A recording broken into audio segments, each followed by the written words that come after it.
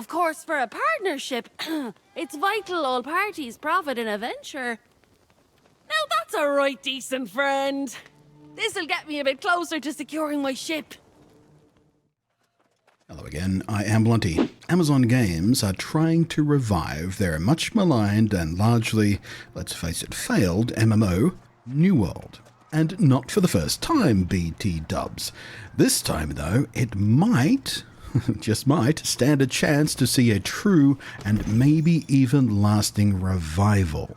And I just spent a big chunk of my yesterday playing through a beta they had open over the weekend. With New World, Amazon are trying not to just redeem the game, but fully rebrand and kind of soft relaunch the game as a whole. It won't just be called New World anymore, but New World Aeternum to reflect this. And no more is it a PC exclusive. Xbox and PlayStation gamers can now dive in and see if this game that frankly just refuses to die no matter how close to death it ever gets over the years is indeed for them. Perhaps. Maybe. Props to Amazon Games devs, by the way. They really do seem very determined not to just give up on New World. But then again, let's face it, they don't have anything else to fall back on like other devs might, because everything they've ever tried has kind of fallen in the mud, and New World is their best hope, I suppose. But I don't think they're quite understanding why the damn thing keeps bouncing players off it. We'll get to that though, because I don't think they're fixing it.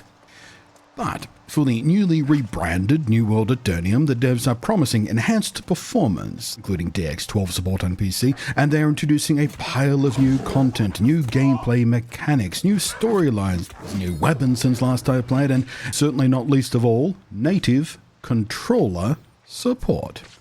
Now, controller support has been a long-requested feature from the player base, and while within Steam's built-in controller remapping functions, you can customize a fairly decent controller interface that works pretty well for most basic gameplay stuff. And there are several community presets you can just download if you can't figure out how to set it up for yourself. Just, set and forget, ready to go. And I've tried them for myself for a while, so I could enjoy some lean-back basic gameplay while I was chipping away at leveling up some of my trade skills, like logging and mining, the kind of stuff you do really want to lean back for, and keyboard and mouse is kind of, not relaxed enough and that kind of stuff, you know what I mean? And of course I also used it when I was testing New World on the ROG Ally when that hardware was launching. Proper native controller support though, something that works reliably, consistently, transparently, and in every aspect of gameplay, and rather vitally the UI, has long been asked for. But they're not doing it by request of the current players who've been begging for this for years now. Nope. Screw those loyalists. Instead, it's being brought on board because it's a necessity, because the devs are bringing the game to consoles. And you kind of have to have controller support on consoles, don't ya? I suppose the devs are hoping now they've basically exhausted every dollar an ounce of goodwill the PC player base is willing to give them. The sweet smell of the console player base's wallets is where they're focused now. And hoping console players there will help revitalize the game and its player base overall, because yes, it is cross-platform play. No matter what hardware you're playing on, you're all sharing the same servers and sharing the same worlds. Although, infuriatingly, cross-progress is not a thing, so your character is trapped only on the platform where they were created. That is a stupid choice. And with the console launch, Amazon are trying hard to do everything they can to avoid using the phrase MMO. They don't want to call it an MMO anymore, because typically console audiences seem terrified of that particular acronym. Very few MMOs succeed on console, unless you're one of the absolute gigantic monsters of the industry like, say, Final Fantasy, for example. So, instead, Amazon's marketing are insisting on calling it an action RPG. It's an ARPG! Yes, it is, which, to be fair, it always has been. It does have action combat systems, and that action combat does look and feel a lot closer to, the more classic action RPGs than typical MMOs might. It's one of the things that made New World stand out to me in the first place. But New World, even in its new Aeternum hat, is still very much functionally an MMO. It has a shared world. You have to join a particular server. The servers are separated. There is PvP content. All of that is still there and utterly unavoidable. It is not optional. You can't play this game offline at all in any respect. It is an online MMO shared world game. And in many, many, many ways, Aeternum is still, functionally, very nearly identical to what the game already is in its current form. However, cynicism aside, I did actually really like what they're doing with the Aeternum update. The new increased focus on more heavily developed story and storytelling, and more rounded out characters as tracks to build the questing on, works really, really nicely. It is a big step forward to what it used to be when you'd find notes and diaries and stuff and maybe get a few lines of text from an NPC. And then in a more recent update in 2022, there was a few scattered voice lines around for acted NPCs and quest givers and things like that. But this is building on that all over again. The new dialogue, new motivations, new cutscenes, new backstory montages, extended dialogue scenes. There is, however, unlike a regular RPG, there is only ever one text response you can give, so you're not making any choices in the dialogue here, but it is presented in a much more, single-player style thing. The combat has also been tightened up quite noticeably since I last played. The combat was always pretty decent in this game. I've always liked it, but it has gotten better and better over the years as they've fine-tuned it and balanced it and whatnot. For an MMO action combat system, it is really quite good. But again, it now feels even closer to its single-player inspirations, if you like. Fluidity is better. Responsiveness is better. Switching weapons and tactics is better. And underneath all of this, the controller support really is done very well indeed. Even before this game officially launched, because I did play it in its early betas, including the closed betas, but even before it launched, I've always said I have no doubt the intent is for this game to eventually come to consoles. I thought they might have given up on that because of, the game didn't take off in the way they thought, so they didn't have, as much money to spend on the console ports as they thought they might have, so they might have abandoned it or delayed it. Turns out it was just delayed. But the way the systems were designed, the number of skills you have access to, how you use those skills with your keyboard and mouse even, it was always obviously designed to be relatively easy to port across to the much more limited controls of a traditional console controller. And being built ground up for that, it does translate really quite well. Certainly a lot better than controller options you might have through mods and whatnot for WoW or Final Fantasy and stuff, which can work with a controller, but not nearly as well as keyboard and mouse. This genuinely is a proper, legitimate way to play. You can legitimately play the game properly and fully with only the controller. Now then, the beta was a limited 3-day event thing, and all players were capped at level 30. And that is a big red light to me. That's part of the problem. The gameplay experience of those first 30 to 40 levels in New World has always been fun. I've done it several times over and always had fun with it, especially after the 2022 update where they tightened it all up. They very specifically tightened up the first 30 levels of progress with something of a retrofit of the game. But the reason the game never hangs on to an increased player base whenever it does see a surge of players come in with a new update, after people rush in to see what the fuss is about with this update, see if it's better than the last time I played, and see if the new content is fun, and see if they've fixed some of the things I didn't like the first time around or whatever. But the reason almost no one, and I really do mean almost no one, ever stays around after going in for a bit of another taste is because the end game kind of is not good. Something that's pretty damn vital to the health and longevity of an MMO or live service game even. It's not fun. It's tedious. It's super grindy and just kind of greasy and manipulative and repetitive in uninteresting ways. I don't mind repetition in games. There are some styles of repetition in games I really, really enjoy doing because you get better and better and better and better, and you refine it or you try new techniques or whatever. But the repetition in the end game in this game is simply not fun. And Amazon Games have rebuilt the opening acts of this game, those first 30 levels or so experience, 3 times now. And they still haven't taken that same dedicated approach properly to reinvigorating the end game, or even approaching the end game. It's pretty frustrating, to be frank, because I really do like this game world. The environments, the lore, the characters, the exploration, the combat, the locations, the top-of-class audio design and music. It's all, it's a nice place to be. I just want it to be fun to be there as well.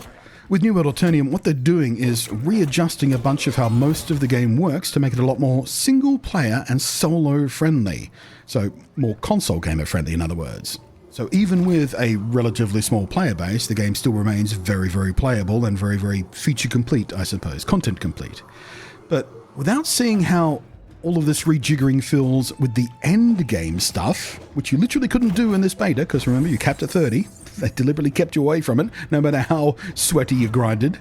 But, you know, running endgame dungeons and raids and all those other challenges, I still can't say that I have any idea if all of this work to rejigger the game will work to make the game a game I want to stay with, at the end game. Instead of just playing for, 60 to 100 hours and getting bored with it and frustrated with it again and walking away for another couple of years until they decide to rejigger the first 30 levels all over again for a fourth time. And though they are avoiding the MMO tag in how they talk about the game and its, soft relaunch or whatever it is right now, there's still content that will require, or at least be far more practical to do, in small parties. But functionally, it will feel closer to things like Once Human or Fallout 76, where you only really have to team up once in a while for certain things, rather than what you might classically think of as an MMO, especially when it comes to endgame raids and dungeons and whatnot. There's mounts now, by the way. I do like that there's mounts now. That was something that came out, not with this new beta specifically, but a more recent update, but I didn't actually play that. But man, does it feel pretty threadbare as a system. That needs work too. It's not awesome. I mean, it's great to have a mount to travel slightly quicker, but yeah, they need to dig into that system a bit more to make it cool. One of the other changes they've made to make it feel more like a classical single-player game is when you start the game now, when you make a new character, instead of just starting from zero on everything, zero in all your skills, zero in all your weapons, now you get to pick from some presets that come with a pair of weapons and a boost to 3 of the 7 total crafting and gathering skills. I think it's 7. Used to be 7. Might be more now. Anyway, you get a level 50 start to 3 specific skills depending on which of the archetypes you start with. And it does work really nicely, having a boost to some of those skills right off the bat. And the weapon choices are not something you are even stuck with. If you're worried about, choosing 2 weapons, and, I don't want to use those 2 weapons. I want to use a different combination of 2 different weapons. Well, you can almost immediately start playing with other weapon combinations if you like. That's really not a problem. This is just what you start with in the tutorial, more or less. And respeccing your skill tree and your character build to accommodate experimentation in different weapon combinations and the like is still free and easy in early games. So there's no problem there. And all of that works really nicely. I'm sure it'll have had a fairly strong impression on console beta players who are new to it all. Funny thing, I noticed more Xbox logos than PlayStation logos. Even though PlayStation is, by far and away the most popular console this generation between those two. Hi, Switch players. I saw a lot more Xbox logos. I don't know whether that was because Xbox had it more front and center, the beta that is, had it more front and center on their dashboard than PlayStation did, or if it was promoted on Xbox quite deliberately with some money changing hands. I don't know about that, but yeah, there were a lot of Xbox players, and I didn't see quite as many PlayStation players as I expected. I did pop into the PlayStation version, by the way. I played most of my time on the beta on PC, but I did pop into PlayStation to see how it felt, and it was fine. Didn't look as good as PC, obviously. Didn't run as good, obviously. But yeah, it was fine. But yeah, all of this, just to recap, it seems like a pretty solid rebuilding of the onboarding experiences for newbies and console players and whatnot. But yeah, it's that end game stuff that still concerns me about the long-term life of this game after, another surge of players going, let's see what all this is about. Are they going to drain away to almost nothing again? That... And the big price for the game on console, which has already been out for years and years and years and already has a less than glowing reputation online when console players go, what's this game about? And they Google it and they look at YouTube videos and they see a bunch of people talking about how the game failed and how they didn't like it or didn't stick with it. And even if you are a day one PC player, like I was, I even, like I said, participated in the early closed betas and all for back in the day, we still have to pay up, even if we already own the game, because there's a paid DLC expansion pack called Rise of the Angry Earth, which asks for an additional, in my case, 47 Aussie bucks to even access all of the content in New World Aeternum when it launches. So I can't even play all of the new version of the game when it launches because I haven't bought the old DLC. That's a bit of a fuck you. And we're not done yet. Even with Amazon really trying to present this as an ARPG, not an actual MMO. Shh, don't say MMO. MMO is a dirty word on consoles. It's an ARPG. It is still an online-only game, Like I said earlier, you cannot play this in true single player. It means console players still will need a PlayStation Plus or Xbox Live subscriptions, respectively, to play it at all. As you might be able to pick up from my tone, I'm not entirely convinced the buy-in price on consoles, the subscription you need, combined with what the devs are doing, and the notoriously poor communications from them, and its reputation online over the last few years of content people have made about it and not being seriously impressed with it. I don't like the chances of overcoming all of that to truly revive the game. But when the full release does come, and it's on October 15th, 2024, exactly 4 weeks from when this video goes live, I think I will be diving in again. I'm going to give it another fair go, even if it only holds me for those first, 40 or 50 levels like it has done the last couple of times, because it is fun. And I really want the game to get the kind of redemption that No Man's Sky, Cyberpunk 2077, and even Fallout 76 have gotten. But truth be told, even after my beta experiences with Aeternum on PC and PlayStation, I am still more cynical than I am hopeful for this particular game. But then again, I'm Gen X with mental health issues, so cynical is kind of the default for me. Let me know what you thought of it if you played Aeternum beta this weekend, or if you're an older lapsed player and didn't go back for the beta, will you be coming back for another peek when the full launch comes around in 4 weeks' time? And indeed, are you a console player looking to dive in on this for the very first time ever? Looking forward to seeing what you have to say in the down below. Thank you very much for watching. I am Blunty. I will catch you next time. And thank you as always to the patrons scrolling away up above there. Catch you next time.